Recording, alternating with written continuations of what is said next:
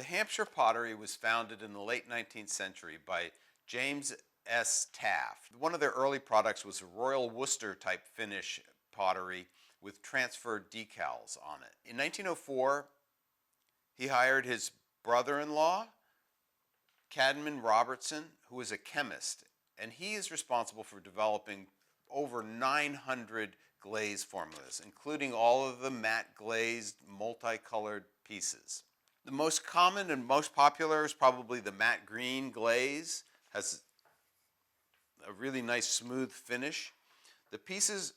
Most of the pieces that Hampshire made were molded, so you have a mark in the mold and a shape number. Here's a good example, very clear mark. The shape number on here, 57. One of Cadman Robertson's best glazes they called Peacock, which was a two-tone blue glaze. This, I think, is one of the best glazes they did. This is a molded form, shape number 119.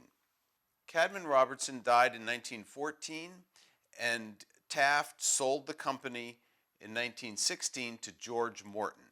George Morton came out with a catalog of their pieces. So this is basically a shape book. So it's interesting because you can look up the shape numbers that you find on the bottom of the pots and find them in this little catalog, which was reprinted 50 years ago.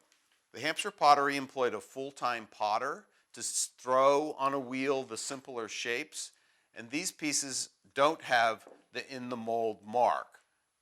They have a handwritten mark on the bottom, sometimes with the shape number. The M in a circle is for Emeretta Robertson, who is Cadman Robertson's wife, and those pieces that he designed were made in memory of her. So you have the M in a circle mark. The pottery was closed during the First World War, and afterwards they tried to resume production, but it didn't really work out, and the pottery closed permanently in 1923.